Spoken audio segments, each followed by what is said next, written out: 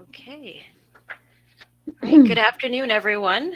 Welcome to our workshop titled Where Are the Homes? Welcoming Newcomers to Small and Rural Communities. My name is Natalia Brown. I'm an associate professor of economics at Nipissing University and the vice chair of the Standing Committee on Northern, Rural, and Remote Communities at Pathways to Prosperity.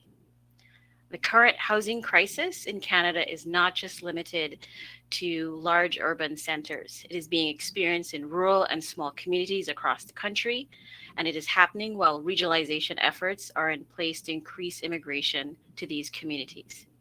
Joining me in this session is Rana Telfah, PhD candidate in rural studies at the University of Guelph, and Sam Sanderson, General Manager of the Construction Association of Prince Edward Island.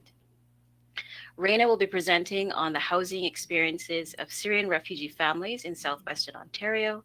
Sam will present on newcomers in trades, and I'll present on the housing experience of newcomers in Northeast Ontario. So we will have time for questions at the end. However, since there is a delay, please feel free to start asking questions in the Q&A right away. You don't have to wait until the end of the presentations. So now I will turn it over to Rana to start us off.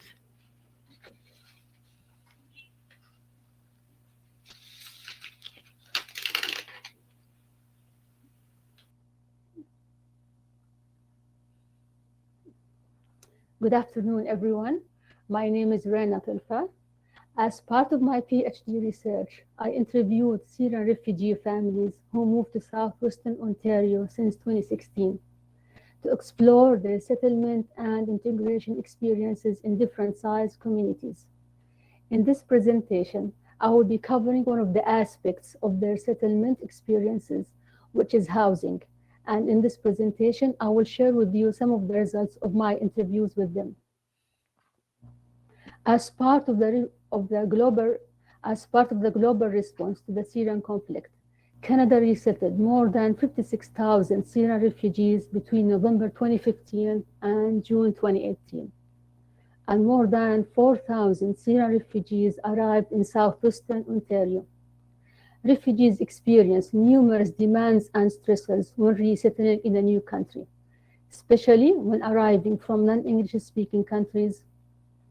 They arrive with various skills and backgrounds. Moreover, they are accepted on a humanitarian basis, as the Canadian government sought to resettle the most vulnerable population, such as refugees with acute medical conditions, single women with children, and they arrive with big families. Furthermore, they have no choice on their destination, as it is determined by their sponsorship type, whether they are government-assisted refugees, privately sponsored refugees, or blended visa office-referred refugees. So the aim of my research is to explore the settlement and integration experiences of Syrian families who moved to Southwestern Ontario since 2016. And their experiences include the challenges they face and the successes they achieved during settlement, and whether their experiences vary according to community size. In order to understand Syrian refugee settlement experiences, I adopted Eger and Strang Conceptual Framework.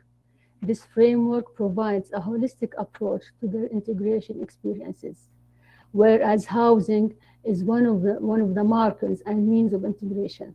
According to Eger and Strang, housing has a well-established impact on refugees' overall physical and mental well-being, as well as their ability to feel at home. The indicators of adequate housing include the physical size, quality, facilities of housing, and the financial security of tenants, where appropriate ownership.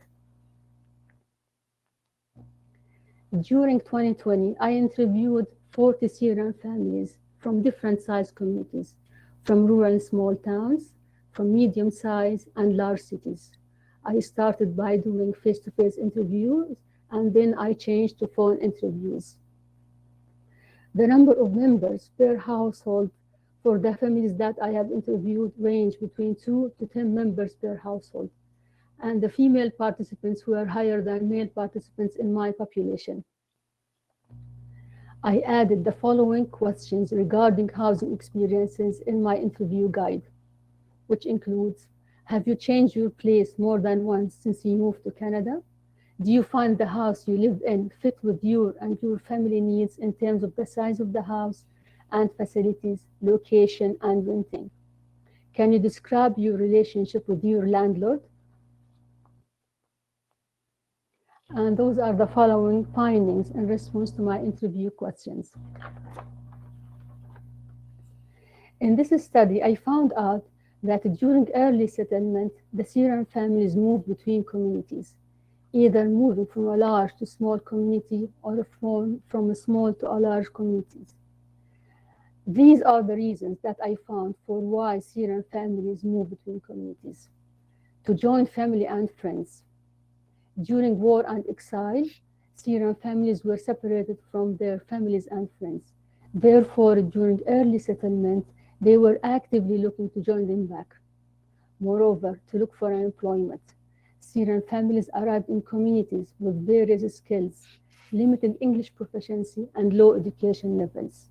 Therefore, in many cases, employment was challenging to find in the area they moved in. Therefore, they had to look for employment in different communities. And housing was one of the reasons for moving for this population. In terms of the physical size of the house, mainly Syrian participants in different size communities reported that the size of the house was small for their family. For example, a female participant who moved to Guelph said that the house is too small. There is only 3 bedrooms and 1 bathroom. I have 6 children, and they spend most of the time in the basement because the house is too small for us. A similar comment was mentioned by a female participant in Tilsonburg, where she said that the house we used to live in Tilsonburg was small. I have 5 children. There aren't enough rooms or bathrooms to accommodate our needs. Another comment was shared by participants in my study in different size communities regarding the house quality and facilities is the lack of maintenance. As a male participant in Listwell shared that the first house we lived in was in Harriston. It was old and not well maintained. Therefore, we decided to move to another house in Listwell. Moreover, another male participant in Hanover shared that the problem in this house is that it has a bad smell. We clean, sanitize, but the smell is persistent. Moreover, Syrian participants shared a comment about being culturally unfamiliar with the house layout in the houses they moved in. For example, a female participant in Guelph said that the kitchen is in the center of the house. It's open to the sitting area. Visitors are able to see what I'm doing. Moreover, we shared the house with another family. Another female participant in Listwell commented about the laundry, the shared laundry room in the building they lived in. She said that I need privacy when doing laundry, and we're not familiar with the shared laundry room back home. The house location. Participants in this study shared the importance of the location of the house during their early settlement, as they are big families and they don't have vehicles. Therefore, they found it important in living in a house near schools and services and stores. A male participant in Guelph shared how happy he was with the house he moved in. He said that the location is perfect, and this is what we like most about it. Our house is near stores like Fishco, Food Basics, and the good thing that is that my children walk to school. On the other hand, another female participant shared her unhappiness with the house she moved in because the house is far away from the school bus stop, and I had to walk my daughter in good and bad weather. I'm thinking of moving to a new house, a house which is near the bus station and daughter's school. The house rent. Most of the Syrian participants who moved to Guelph reported the high rents with other bills. For example, a male participant in Guelph shared that he has to pay $1,300 per month. He receives as a salary $1,800 per month. And he said that I asked my friends to lend me money to cover our expenses and pay our house rent. In addition, the rent consumes three-quarters of our income, according to him. A female participant in Guelph also shared that the house rent with the heating bills reaches up to $3,000 per month. Therefore, they had to look for a cheaper house. Moreover, high rents was also shared between participants in rural small towns. As a male participant shared, who moved to Dunfield, shared that our house rent is about $1,650 without the other bills and food. We work and barely cover our rent and expenses. Moreover, a female participant in Listwell shared the same thing about the house rent is high, plus other expenses. Sometimes we don't heat the house to save expenses, but we did not look for another house. It's difficult to find one. We have a big family and rentals are high. The Syrian participants' relationships with landlords. At the beginning, landlords were reluctant to rent their houses to the Syrian families as they have big families. As mentioned by a female participant who moved to Godrej, said, when I first moved, I couldn't find a house for renting. They don't prefer to rent their houses for big families. Therefore, I had to stay in a shelter house with my children for 6 months. Then I rented a townhouse. Another comment by a female participant in Guelph said that we were trying to find a suitable house that fits our family members and not expensive as well. But it was difficult to find one as many landlords refused us as we are a big family. And when they managed to rent a house, their relationships with the landlords varied, with either a friendly landlord who interacted with their demands or no interaction at all. As a male participant in the Guelph shared that he's a great man, his wife is a nice lady. They visit us, and every time we face a situation, they solve it for us. On the other hand, other female participants said that the house was near downtown, old, needed maintenance. One day, the landlord asked us to leave. He wanted to do maintenance on the house and sell it. In conclusion, Syrian participants who moved to different size communities shared the same challenges in housing. As they are big families, the houses they moved in are small, landlords are reluctant to rent them their houses. Moreover, rental market is expensive.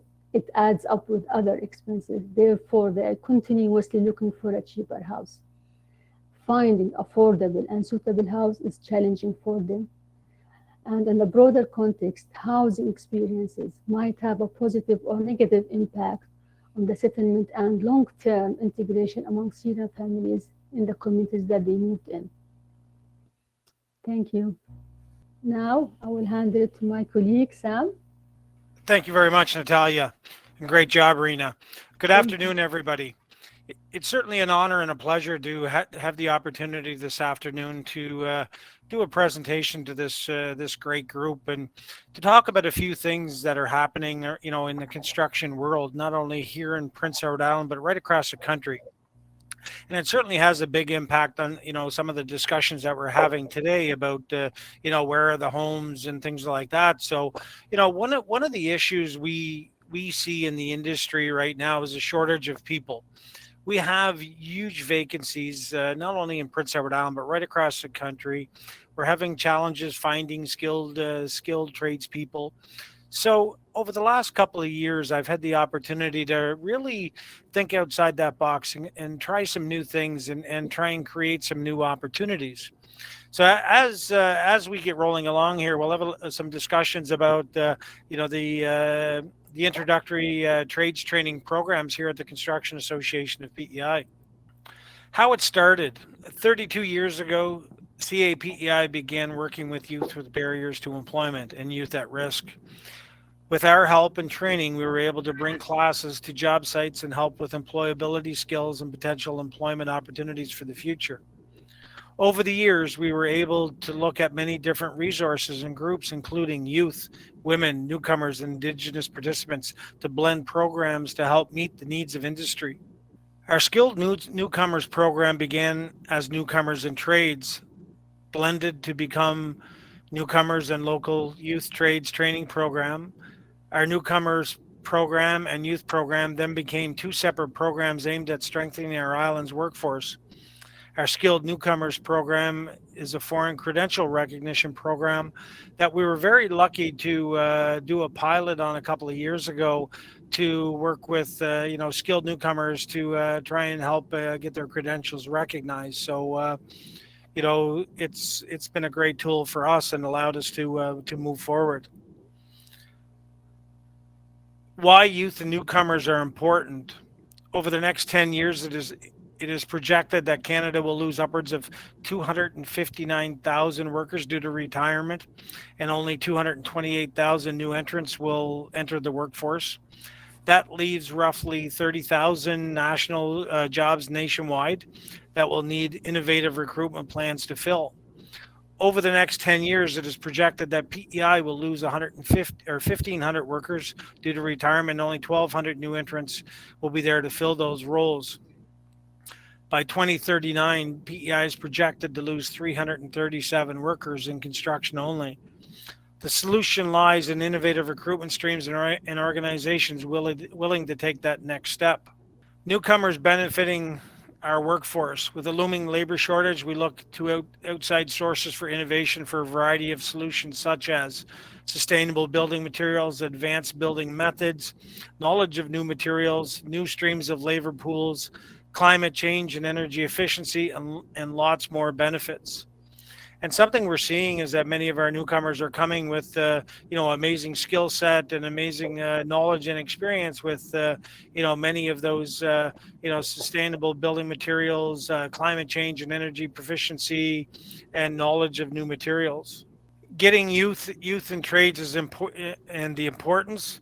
Enticing youth to join the trades will be key to the construction industry in the coming years as demand for skilled trade people increases. Understanding what makes youth decide on a career path and how we can change our messaging to align with their decision. We are working on projects and alongside multiple groups to support our plan to end the stigma of working in the trades. And we aim to show youth that construction is a viable career path that they can aim for. CAPEI is on a mission to make construction cool and showing kids that it is a career to dream for. What is the Skilled Newcomers Program? Our Skilled Newcomers Program is an innovative and immersive learning experience for skilled newcomers to Canada. In the program, they will become well versed in our island work culture as well as the key tools, materials, and supplies that pertain to the local construction sector. Participants receive job search skills such as building resumes, interview strategies, networking, and more. Participants will participate in hands-on experience and get mentored by industry leaders here in PEI. Participants will also receive 240 hours to use towards achieving Red Seal certification as well as their own personal protective equipment. Learning consists of 8 weeks in the classroom of unpaid learning and then 8 weeks on the job site that is paid by the employer. What is the Youth and Trades program? Designated to offer an additional stream into the local workforce for those with various employment barriers. Candidates gain experience in a multitude of trades such as carpentry, electrician, welding, roofing, masonry, and more. We get 10 applicants per program, 22 weeks, 8 weeks in classroom instruction, 14 weeks on the job experience. Classroom instruction paid, job experience is subsidized. 210 to 240 hours of apprenticeship hours. Newcomers getting involved in the community. And this is very, very important, I think.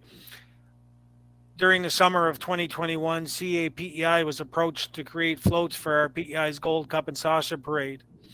With the help of our Skilled Newcomer program, we were able to build beautiful floats to be seen by communities across the island. Our participants worked hard to make sure that they could build something for this community, and it's paid off. As you see in the slide, many of our newcomers, working on those projects and gaining some tremendous experience, but also working within the community and doing some great things in the community. When does it happen? So right now we are actually recruiting for our next program. will start in January of 2022 and go until April 22nd.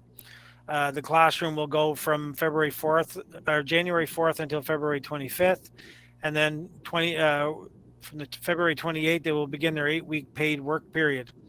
There will be an information session on December 8th, and we are currently serving a group of youth and trades participants and are looking forward to our next group.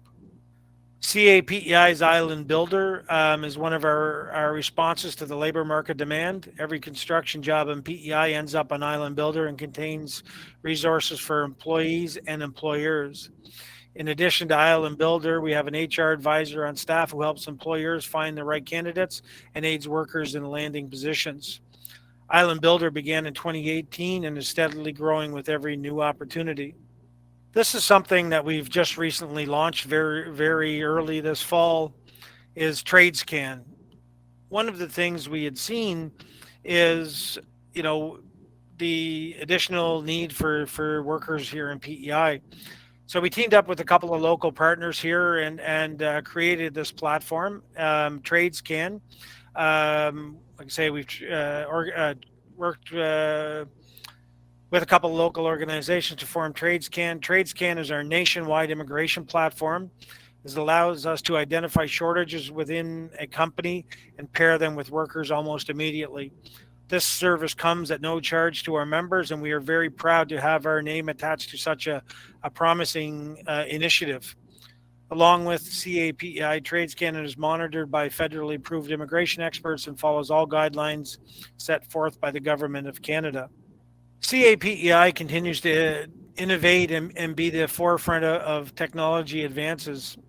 In all of our programs of 2021 and onward, we are offering enhanced virtual reality training in 15 different trades. We innovate recruitment streams to bring more value to our members. We are bringing more eyes to our members' great work through our growing social media platforms and job site pictures, including drone showcasing. We look forward to continuing our tremendous growth, and partner with more great organizations in the future. So this is another avenue, as you see on our logo, driving innovation to satisfy industry needs. I've had the pleasure over the last number of years to work very directly here in PEI with our newcomer community. And it's been absolutely amazing. And the friendships and partnerships that we've grown to date has been tremendous. So, we are very lucky to see, the smile on many people's faces as they come into our programming, but also look at the positivity for their future ahead. So, it's been a really great opportunity. We're looking forward to doing a lot more work with the newcomer community and getting involved on not only a industry level, but also a personal level as well. So, that's kind of a quick overview of what we have happening here at CAPEI in our Newcomers and Trades program. And there's many opportunities across the country, and lots of local construction associations that are interested in getting involved. Okay. Well, thanks, Sam. I really appreciate that, and thanks, Rana. My presentation will focus on the housing experiences of newcomers in Northeast Ontario. In particular, I will look at newcomers in 2 urban centers, Timmins and North Bay. This is an ongoing research project. The initial stage was funded by a grant from Pathways to Prosperity. So my plan is to first look at the existing evidence on immigration and housing in small centers and rural communities as it relates to our project. Then I will talk about the pre-pandemic and current housing market in Northern Ontario, paying particular attention to the Northeast. Then I'll present the results of our pre-pandemic research study on housing and neighboring experiences in North Bay and Timmins. The fact is, changes in the housing market conditions during the pandemic in North Bay and Timmins are exacerbating challenges faced by newcomers that we identified in our earlier study. And then I will end with a few recommendations to address some of these challenges. So there's a growing body of literature on the attraction and retention of newcomers to small centers and rural communities in Canada. While immigration in Canada still remains fairly concentrated to large urban centers, regionalization efforts have resulted in an increase in the percentage of immigrants settling outside of Canada's main gateway cities.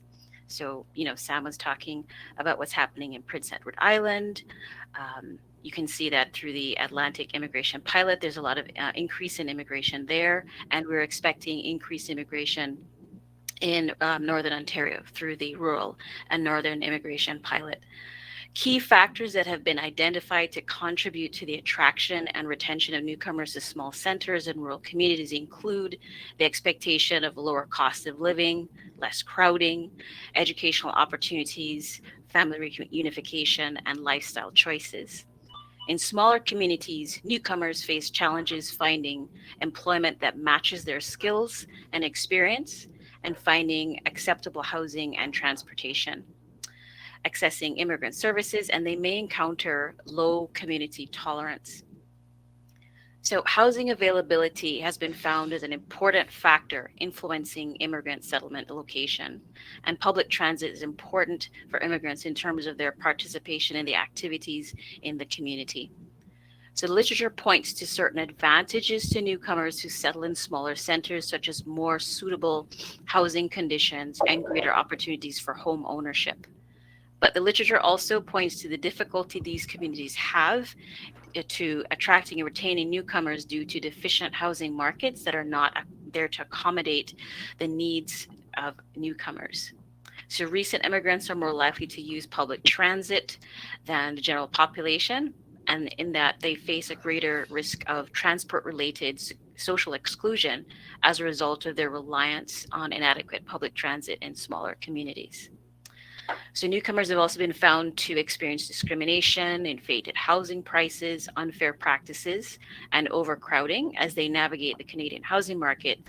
While there's limited research on neighboring behaviors of newcomers, we know that neighborhoods serve as spaces for the development of social capital, and their characteristics can shape opportunities for social interaction. So this quote from Drolet and Teixeira: successful integration depends in part on access to supports and services that facilitate immigrants' settlement experience, including affordable housing that is adequate to meet their needs. So, how is the situation in Northern Ontario different? So, according to the previous census, most urban centers in Northeast Ontario experienced population decline. And that's in contrast to the situation in the rest of the province, which saw significant increases in population. Traditionally, Northeast Ontario receives a small percentage of new immigrants, but with the rural and northern immigration pilot program set in North Bay, Sault Ste. Marie, Sudbury, and Timmins, efforts are in place to change both the immigration and population trends. Labor shortages, particularly in mining, construction, trades, manufacturing, and healthcare, and the shrinking tax bases are behind these efforts to promote immigration in the regions. Prior to the pandemic and regional pilot programs, the Northern Policy Institute forecasted that Northern Ontario would be short of 150,000 people by 2041. Now, in terms of the current federal and provincial housing plans, critics charge that they don't necessarily address the Northern Ontario's specific housing needs. Prior to COVID-19, affordability was not as big an issue in Northern Ontario as it was in other areas of the province. In North Bay and Timmins, the increase in home prices was relatively slow between 2012 and 2020 when compared to the rest of the province. Since then, buyers from Southern Ontario seeking more space and affordability in the fall of the COVID-19 public health crisis have migrated north. North Bay, in particular, is one of the many markets being heavily impacted by this migration. Home sales surged during the pandemic, leading to significant increases in home prices. For example, in May 2021, the average price of homes in North Bay sold increased by 39.2% year over year to an all-time high of $406,000. And the months of inventory plummeted to 0.7 months. So housing supply, of course, is key here as well in terms of the rise in house prices. Prior to the pandemic, North Bay and Timmins had lower percentages of immigrant and recent immigrant households in core housing need compared to the province as a whole. A household is considered to be in core housing need if it does not meet one or more of the housing standards of affordability, adequacy, and suitability. For Northeast Ontario in particular, adequacy is more of an issue than suitability, indicating that homes in the region are in greater need of major repairs than they are in need of bedrooms. So, lower household incomes and high costs of repairs, limited supply of trades are key factors in the adequacy issue. So in our P2P funded study, my colleague Anahit Arminakan and I, we set out to examine the housing and neighborhood characteristics of North Bay and Timmins that facilitate or hinder the integration of newcomers. So our main research questions were: what challenges to acquiring adequate, suitable, and affordable housing do newcomers face during their integration into North Bay and Timmins communities, and how their housing outcomes have changed over time. Second, we asked, how do newcomers' housing experiences and neighboring behaviors and interactions impact the creation of a sense of community and the perception of North Bay and Timmins as welcoming communities? So our study was guided by the conceptual framework developed by Murdy and Teixeira that situates the importance of housing and neighborhoods in the immigrant integration process. Prior to the onset of COVID-19, we surveyed and conducted focus groups with newcomers, and we interviewed key informants, which included settlement workers, municipal staff, and community volunteers in Timmins and North Bay. We used definitions of adequate, suitable, and affordable housing according to CMHC, and our neighborhood interactions and perceptions of neighborhoods, we used items modified from the General Social Survey on Social Identity, and we measured sense of community as defined by McMillan and Chavez. So participants in our study were fairly evenly split in terms of gender. The median household income was between $40,000 and $50,000. We had households, the majority had 3 persons or less, although we did have some in our sample with larger households. More than half of the sample were direct migrants. Most of them were brought to the communities by employment or to go to post-secondary education. They migrated to Canada through the economic or family immigration categories. We only had a handful of participants who were refugees. 55% of survey participants owned their current residence. So in terms of the housing experiences and challenges that we found, the challenge most commonly mentioned by participants was the gap in rental availability, particularly in rooms, short-term rentals, and 3-bedroom apartments. The second most common challenge was issues with landlords, evidenced by this quote from a newcomer in North Bay. We just didn't take notice of the small lies between the small print. We didn't take care about finding that, so we just signed. It is not a normal rental contract. I can't understand, but I do not like this kind of trick. Participants reported that some landlords had misled, coerced, or discriminated against them. About 1 in 5 survey participants indicated that their residence needed major repairs. Suitability was less of a concern, although the limited number of apartments in Timmins led some international students in our sample into situations of overcrowding.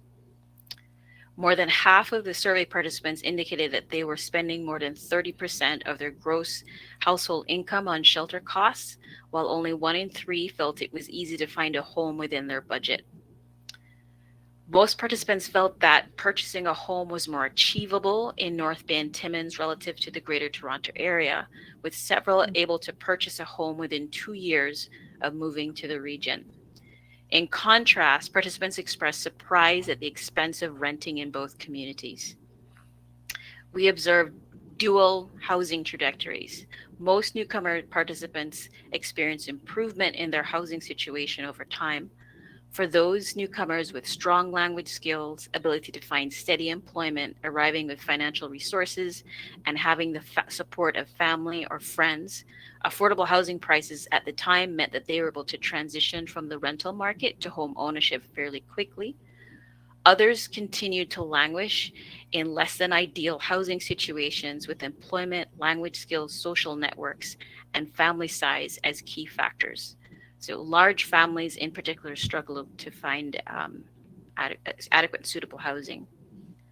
Finally, proximity to public transit was one of the most important housing characteristics sought by newcomers in our study. So, in terms of neighborhoods and neighbors, participants described their neighbors as kind and helpful, although the majority of interactions were superficial and limited to small talk. Although neighbors had provided assistance, most newcomers had not been invited into their neighbors' homes or invited their neighbors into their own homes. There was a noted decline in activity and interactions during the winter months. Living in a community with a sizable senior population was seen as mostly a positive thing.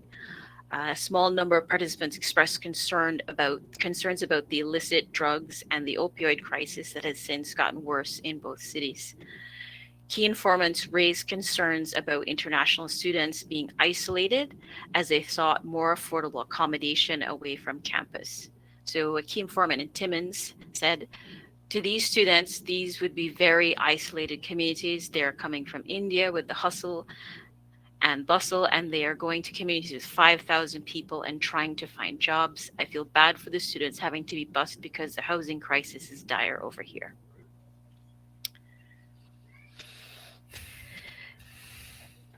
So finally, a few newcomers indicated they had experienced discrimination, but most were reticent to talk about it. Most of the information we got about discrimination actually came from key informants who observed it.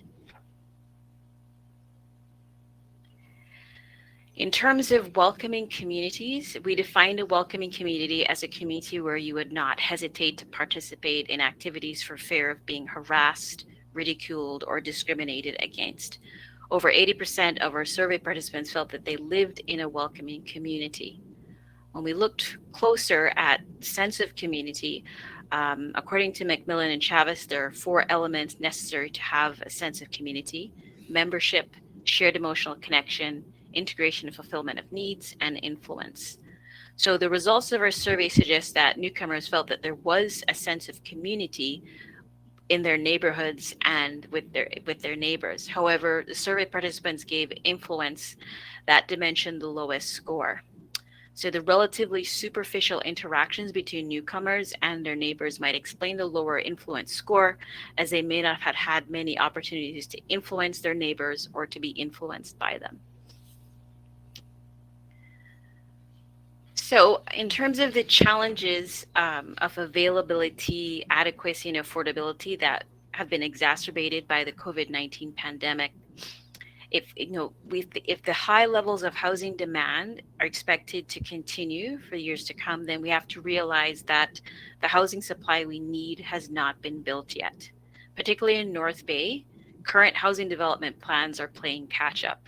So there's a need to be more forward-looking and responsive to changes in the labor market, for example, by more frequent forecasting and monitoring of housing demand and supply changes, through simplifying and expediting permitting and approval processes, and creating new mechanisms for more frequent sharing of information on current and expected housing demand and supply issues between municipalities, developers, landlords, and other stakeholders. Right now, all types of affordable housing are needed in various sizes and in different geographic areas, whether we're talking about the downtown core or in the surrounding communities, for both rental and home ownership. But we need to further incentivize development and renovation of entry level and other affordable options. Given the gaps in rental availability, special attention needs to be paid to private rental housing, as this category of housing is the most important to immigrant households. In addition, we need to maybe revisit the rent control policies that may make new rental developments less profitable and discourage landlords from spending on repairs and upgrades. Given the number of issues with landlords reported in our study, landlord education needs to go beyond the rights and responsibilities of landlords and tenants and should include education on the unique challenges faced by immigrants navigating the housing market. Landlord education should also raise awareness on what common discriminatory practices newcomers face. We have options. We could look at housing specific supports for newcomers that happen in concert with employment and language supports. We could look at specific rental subsidies and incentives for landlords to rent to newcomers that lack the Canadian credit or rental histories. Particularly, since the pandemic, material and labor costs continue to be a barrier to repairing the existing housing stock. I know with the rural and northern immigration pilot, construction, trades, and architecture through the high demand areas emphasized for in North Bay and in Timmins. Perhaps more emphasis needs to be placed here during the pilot program. In addition, we need to create more opportunities for individuals, including immigrants, to get into the trades in the region. For example, the Northern Policy Institute recommends more apprenticeships, direct funding, training grants, tax credits, and work programs. More programs like what Sam is talking about. Newcomers in our study expressed a desire to be more involved in the community while others felt isolated. So we need to invest in complementary infrastructure, such as parks and recreational facilities, particularly those that can accommodate year-round activities that will need to happen simultaneously while we invest in affordable housing. These investments should be matched with efforts to encourage and support neighborhood events and activities to improve and motivate more active social interaction, particularly in the winter months. Another key complementary area of investment is public transit. The expansion of residential housing must take place in tandem with expansions in public transit services. So in terms of our project, our next steps would be to expand our sample size, but also to revisit the individuals that we surveyed and had in focus groups in our first round, and to track their housing experiences over a longer time horizon. We also intend to look at RNIP recommended immigrants and to see if the supports provided by that program leads to different outcomes in the housing market compared to other newcomer groups. Okay. There are a few questions in here, so that I'm going to, I think the first question I saw was for you, Sam. Let's see. Right. So this is from Mark from the County of Huron Economic Development. I'm wondering if you could tell us about the newcomers you work with. What experience did they have in skills trades before coming to Canada? Yeah. Well, thank you. Thank you for the question, Mark. It's a really great question. The skill set varied substantially. We'd seen everything from architects to engineers to, skilled tradespeople, electricians, and various other trades. So it's a wide range of skill sets, and some very very experienced with a lot of knowledge. In their chosen field within their home country. Certainly one of the biggest impacts was helping them with the credential recognition and pairing them with people within their own sector and finding the positions for them. But it's been a wide variety of skill sets, and certainly early on in our programming we work with people with no skill sets. No prior skill sets to the trades, but they've been very successful as well. Through our training center, we've been able to put real tools in real people's hands and help them become more employable, no matter what their skill set level may be. Right. Thanks, Sam. Jody Armstrong, Northeast Newcomer Services. Of the recommended actions that you had, are there any specific that you have had more issues with in terms of collaborating with, for example, municipalities regarding public transit?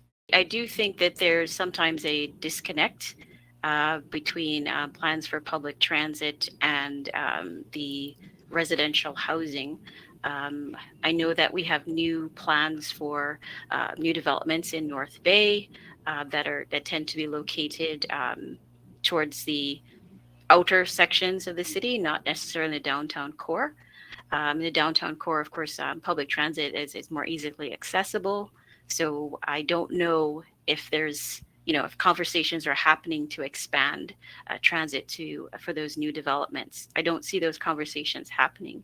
So and they should. So I will follow up on that. I don't know if anyone else wants to jump in on that.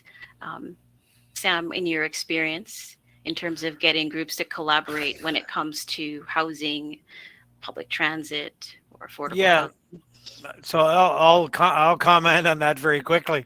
One of the things that we're seeing as an industry, that industry has not been brought to the table. Industry needs to play a really big role in future developments, no matter how big or small, and no matter where or when. At the end of the day, when you look at it, we're the ones that are building it. So we need to be actively involved. And in order for us to help and look at, manpower and labor needs, going into the future, is really, a huge part of any plan. Natalia, what a lot of the things you were commenting on, are certainly happening not only in your area, but right across the country. And we talk about shortage of this and that, and the availability. There's so much demand right now on the existing stock. And like, for an example, in PEI here right now, I've got 1,000 jobs in construction I can't find anybody for. We have a huge housing need, not only affordable but housing in general. We can't build it any faster. We don't have the people to build it with, no matter who's paying what.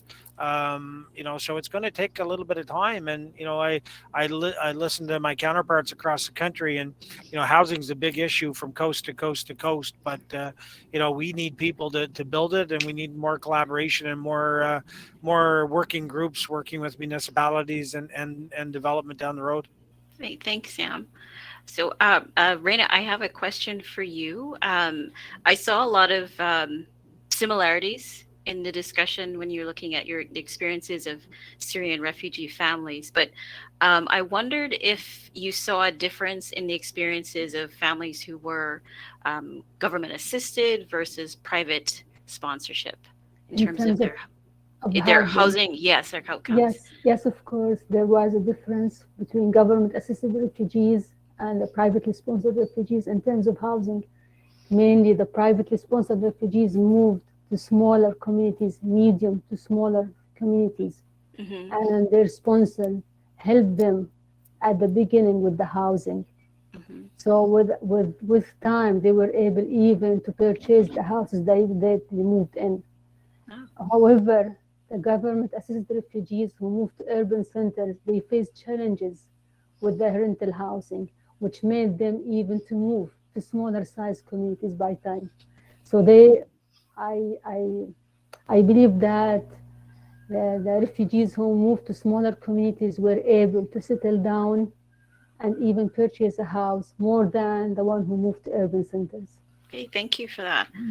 Okay, so I have someone, Marie Shooten, Calgary um, Catholic Immigration Society. I agree, Sam. Industry is often left out of the initial conversation.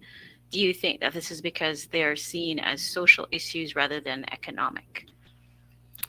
Um, I don't think that's the reason, industry's been left out of the conversation for so long.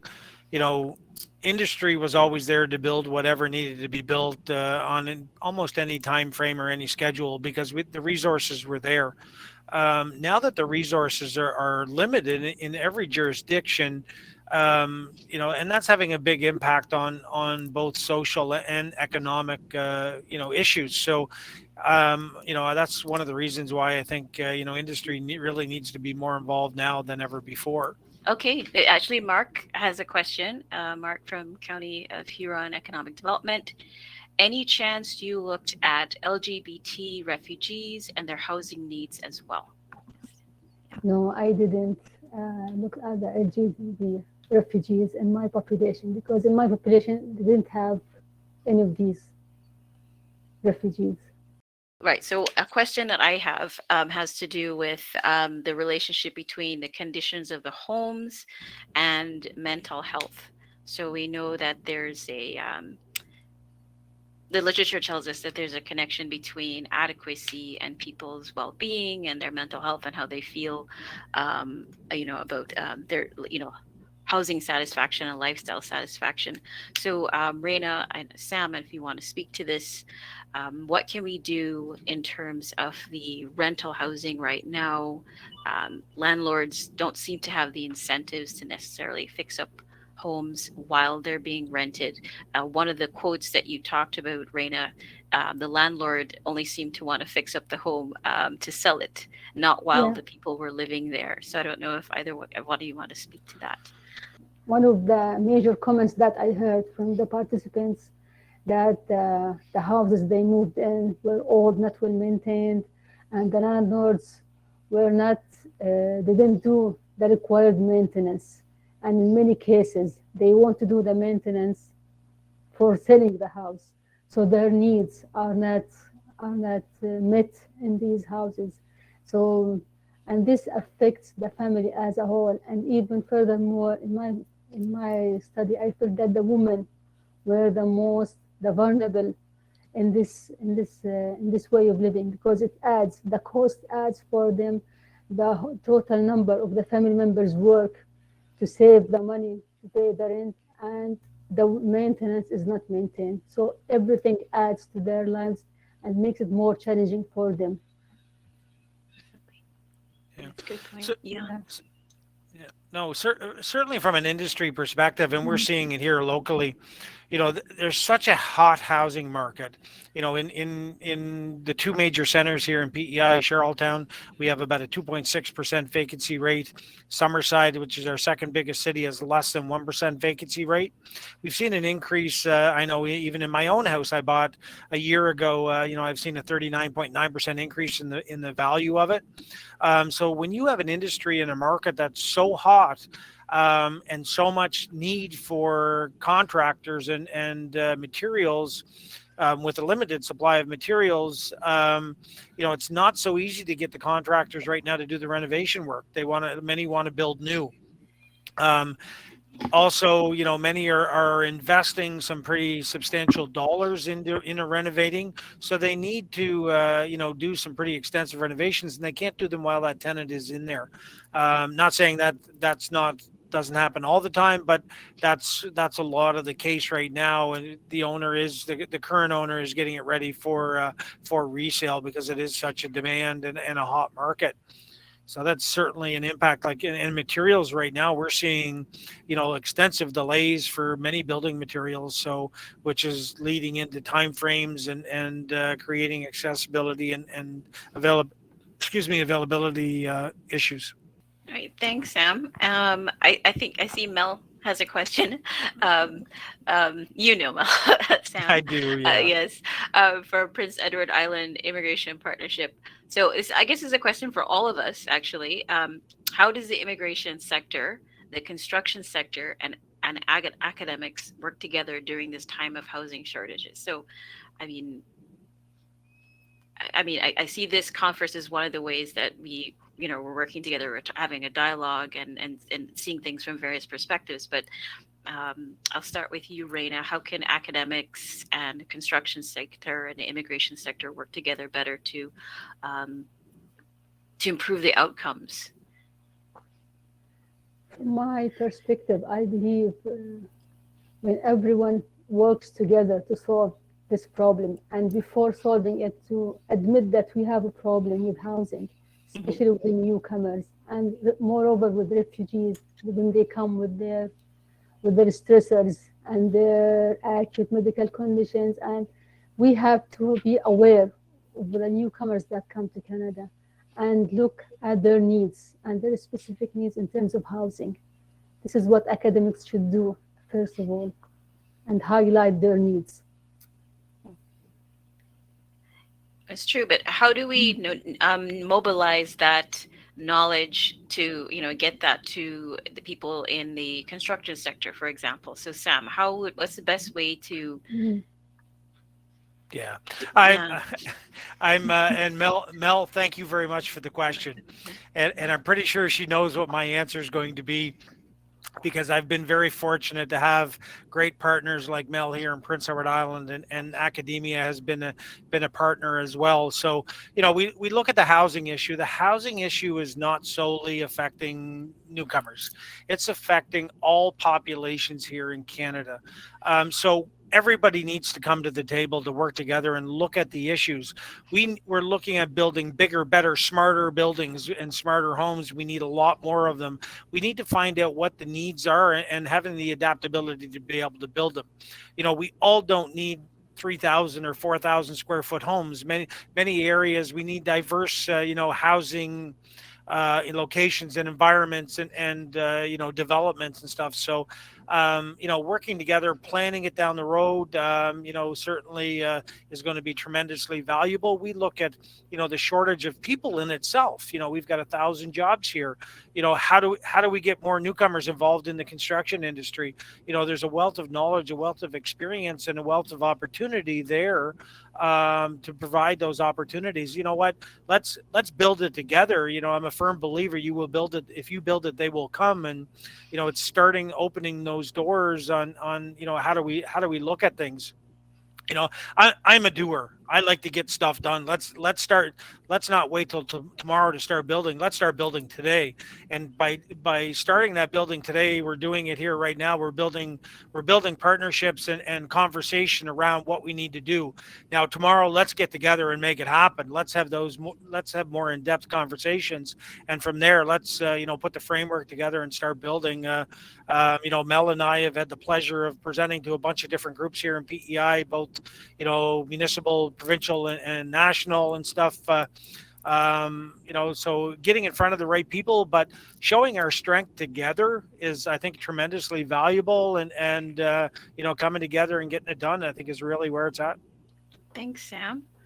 Okay, yeah, I agree with what you're all saying, and I think forums like this, we get an opportunity to see different perspectives, and then we have to, of course, move on and take action on top of that afterwards. Follow up. I think the biggest conversation is going to happen after the conference, when Sure. we make contacts and put down concrete plans to move forward. So I have a question from Damaris Rose.